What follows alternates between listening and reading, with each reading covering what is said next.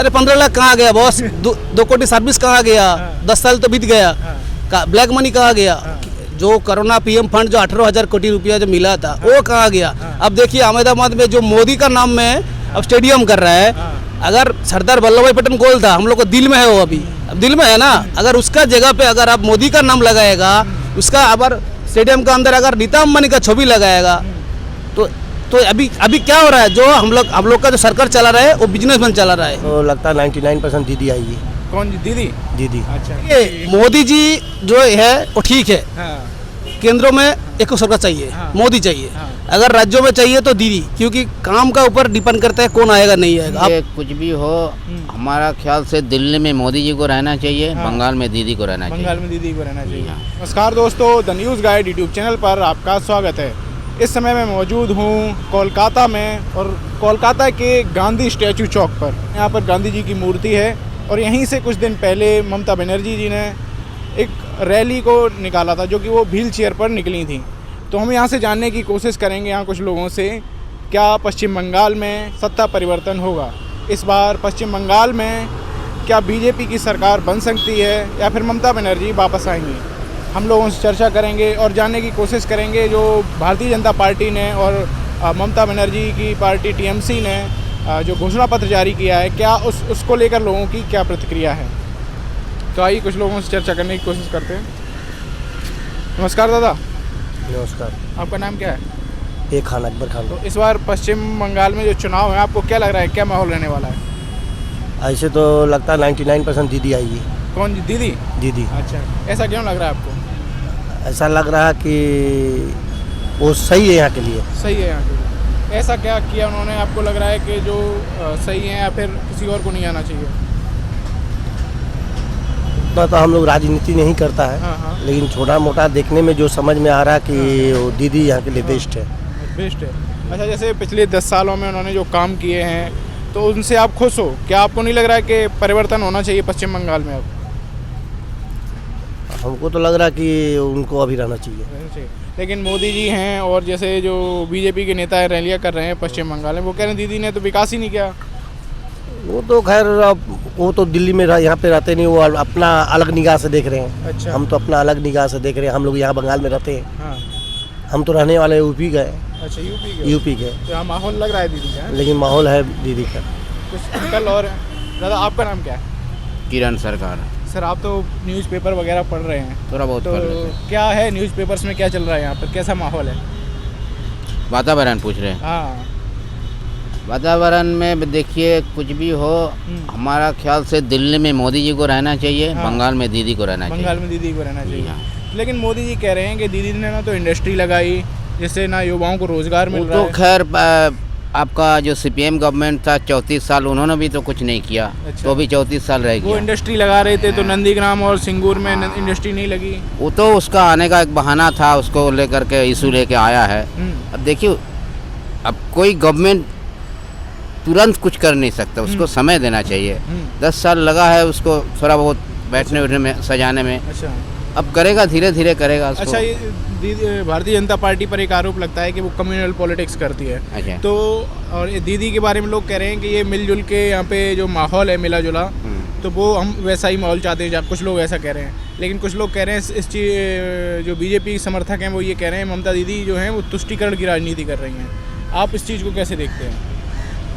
हर आदमी अलग अलग सोचने का तरीका है, उसको वो ऐसा सोचते हैं तो हम ऐसा सोचते हैं। तो जो बोला है वो उसी हिसाब से बोला है। आपको लग रहा है कि भारतीय जनता पार्टी अगर आ जाती है तो यहाँ पर भी वही धार्मिक वाली राजनीति शुरू हो जाएगी, धर्म की राजनीति? ऐसा हम कैसे कह सकते हैं, अभी कैसे कह सकते हैं? अच्छा, जैसे और स्टेट्स की बात की जाए, योगी आदित्यनाथ भी यहाँ आके रैली करते हैं। वो कहते हैं कि हम यहाँ पर विकास नहीं हुआ। और भी कई लोग आते हैं, भारतीय जनता पार्टी के बड़े बड़े नेता आते हैं। तो आपको नहीं लग रहा है कि ये उसका असर पड़ेगा? दूसरे प्रदेश के मुख्यमंत्री आ रहे हैं, बड़े बड़े जो मंत्री आ रहे हैं, अमित शाह आ रहे हैं, आपको लग रहा है कुछ फर्क पड़ेगा लोगों के ऊपर? क्योंकि उन्होंने पिछली लोकसभा में 18 सीटें जीती थी। कुछ तो बढ़ेगा, बीजेपी का सीट अभी बढ़ेगा, लेकिन आपका जाके गवर्नमेंट दीदी बनाएगी। गवर्नमेंट भी दीदी बनाएगी। अच्छा, ये बताइए कि जैसे कई सारे जो नेता हैं टीएमसी के, वो बीजेपी में जा रहे हैं, आपको नहीं लग रहा इसका भी एक बहुत बड़ा इम्पैक्ट पड़ेगा? क्या पड़ेगा? वो जब दीदी का साथ में था तो दीदी का बारे में तो जो गंदा बात बोल रहे जो जो अभी उसका कहना है वो तो यहाँ रह के बोलना चाहिए ना, अभी उधर जाके बोल रहा तो आदमी तो समझ गया ना।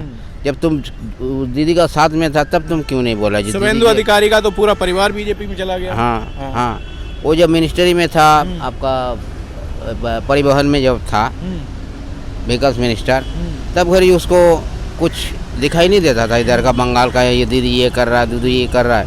अभी वो दल बदल कर लिया तो अभी बोलने लगा। उनको रह के अब अपना घर में रह के फिर ना प्रोटेस्ट कीजिएगा कि बाहर में प्रोटेस्ट करने से होगा। अच्छा, ऐसा ही बात। तो जैसे अब जब वो बीजेपी में चले गए शुभेंदु अधिकारी, अब वो क्या दीदी पर आरोप लगा रहे हैं कि दीदी चुनाव जीतने के लिए पाकिस्तानियों की मदद ले रही हैं, घुसपैठियों की मदद ले रही हैं। तो पहले काहे नहीं बोला? ये दीदी का साथ में जो था जब था तब घरी काहे नहीं बोला? रह के बोलना चाहिए ना। हाँ। तो दीदी ने भी अब जब उनके सारी पार्ट जो शुभेंदु अधिकारी और उनका परिवार चला गया तो उन्हें कहा कि हम समझ नहीं पाए इनके परिवार को पहले। देखिए ये पॉलिटिकल लीडर लोग कुछ भी कहेगा, ठीक है, आम जनता को चाहिए शांति, गरीब को चाहिए दाल रोटी शांति से खाए शांति से रहे, बस। वो लोग क्या करे नहीं करे वो लोग का मामला है। वो लोग बहुत कमा लिया, अभी बहुत और कमाने का धंधा में बोलेगा बहुत कुछ, ठीक है। अच्छा सर, यहाँ के बारे में लोकल ये जानना चाह रहे हैं, जैसे आप कौन कौन से पेपर न्यूज़पेपर पढ़ रहे थे, थोड़ा सा बताइए ज़रा। वर्तमान तीनों अलग अलग दिन के हैं? नहीं, एक ही दिन का। एक ही दिन में 3 न्यूज़पेपर कैसे? नहीं, अंदर से निकाल के अच्छा, रखा है ना। अंदर के पेज। हाँ। तो यहाँ के जैसे देश की मीडिया पर आरोप लगता है कि एक पक्ष की पत्रकारिता कर रही है जो मेन स्ट्रीम मीडिया है। तो अभी आप जो ये कौन सा न्यूज़पेपर है? वर्तमान। हाँ। ये इसकी रिपोर्टिंग कैसी लगती है आपको? ये एक साइड का है। सही है। ये ऐसा तो नहीं कि किसी एक पक्ष को ज़्यादा हाईलाइट कर रहा हो? ये एक पक्ष का है, हैं? एक पक्ष का है। एक पक्ष यहाँ मतलब? दीदी का होकर बात करता है। दीदी के पक्ष में ज़्यादा बात करता है। अच्छा, आपको लग रहा है कि वो उस अगर ये मोदी के पक्ष में कम बातें करता है, क्रिटिक ज़्यादा करता है? हाँ, ये पढ़ के मेरे को जितना अंदाजा हुआ है। हाँ हाँ। तो अच्छा, आपको लगता है कि क्रिटिक भी करता है दीदी की, ये नहीं करता है? नहीं, क्रिटिक नहीं करता। अच्छा, और न्यूज़पेपर है जैसे आनंद बाजार पत्रिका है, तो उसका रिव्यू कैसा है यहाँ पे? वो 50-50 है। तो प्रेस क्लब भी आपका बगल में ही है यहाँ पे। हाँ। तो यहाँ इधर तो हर प्रेस का आता है ना रिपोर्टर। हाँ हाँ। इधर तो ये लोग तो रेस्ट लेने के लिए आता है। अच्छा, तो आपको लग रहा है यहाँ पे पत्रकारिता अभी ठीक ठाक चल रही है बंगाल में? हाँ। ठीक है। तो और भी लोगों से बात करेंगे। भैया, आपका नाम क्या है? आराधन प्रधान। कहाँ के रहने वाले हैं? मिदनापुर वाला हैं? मिदनापुर, पश्चिम बंगाल ना? मिदनापुर का। क्या माहौल है इस बार? टीएमसी दीदी? 100%। इतना कॉन्फिडेंस कैसे? कॉन्फिडेंस है। शुभेंदु को एक्सपेक्टेड नहीं है टीम में। अच्छा। उसको तो लेके है दीदी। हाँ।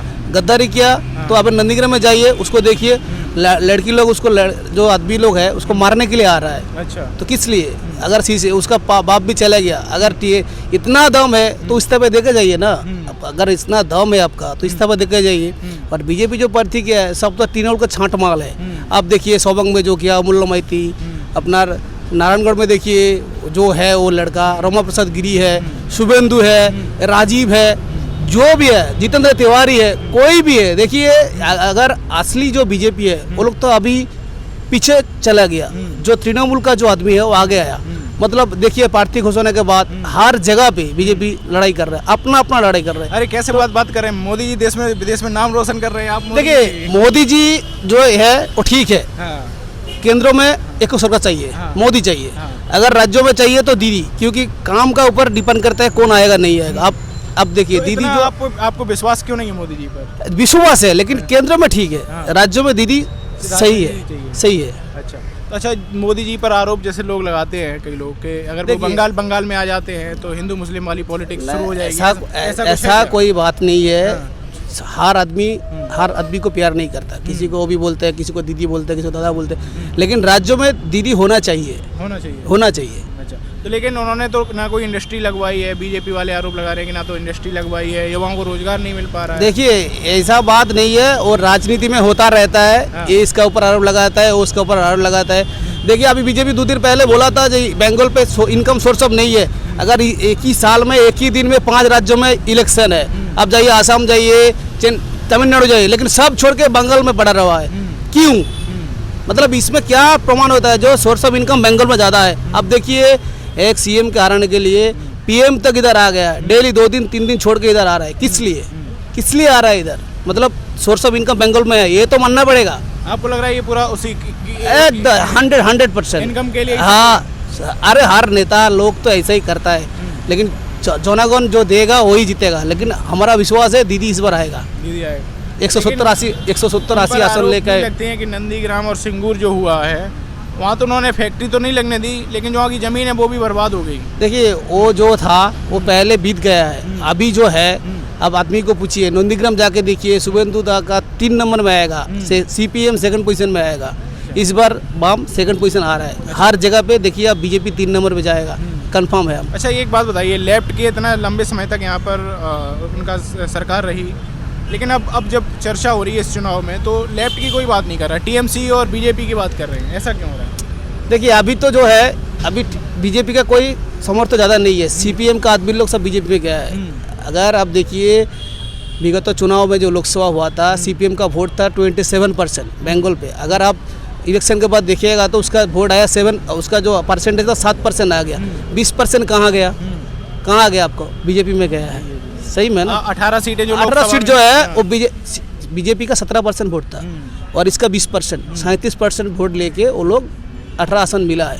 अगर इस बार CPM 2-3% इधर उधर हो जाएगा तो दीदी तो कंफर्म आएगा, 100% आएगा। कांग्रेस की कोई बात नहीं करता पश्चिम बंगाल? कांग्रेस पे कोई इतराज नहीं है इधर, कांग्रेस की इतना अच्छा खास भी कोई नेता भी नहीं है जो।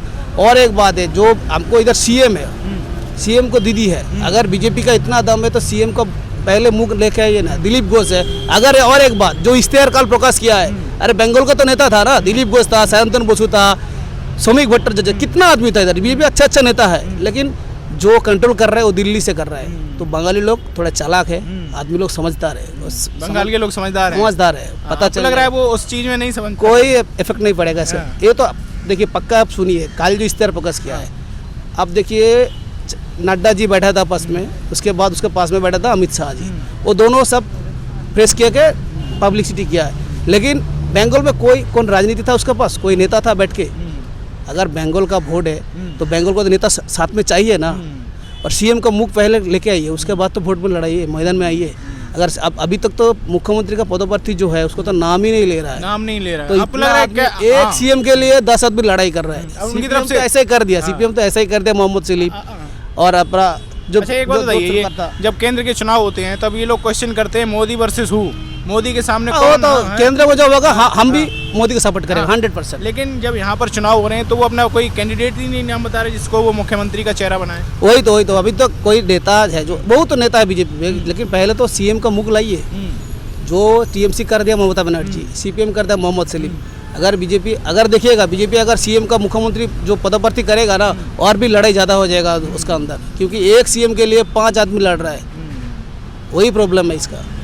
अमित शाह जी ने अभी जब घोषणा पत्र जारी हुआ, कहा अगर हमारी सरकार बनती है हम CA लागू करेंगे। अरे 15 लाख कहाँ गया बॉस? 2 कोटी सर्विस कहाँ गया? 10 साल तो बीत गया, ब्लैक मनी कहाँ गया? जो कोरोना PM फंड जो 18,000 कोटी रुपया जो मिला था वो कहाँ गया? अब देखिए अहमदाबाद में जो मोदी का नाम में अब स्टेडियम कर रहा है, अगर सरदार वल्लभ भाई पटेल गोल था, हम लोग को दिल में है, वो अभी अब दिल में है ना। अगर उसका जगह पे अगर आप मोदी का नाम लगाएगा, उसका अगर स्टेडियम का अंदर अगर नीता अंबानी का छवि लगाएगा तो अभी क्या हो रहा है? जो हम लोग का जो सरकार चला रहा है वो बिजनेसमैन चला रहा है। अब देखिए ठीक से देखिए, अब ध्यान से देखिए, तो हम लोग जो सरकार चला रहे हैं वो मोदी कोई नहीं है। मोदी जी तो चाह रहे हैं कि सब कुछ प्राइवेट हो जाए, प्राइवेट से अच्छी तो प्रॉब्लम।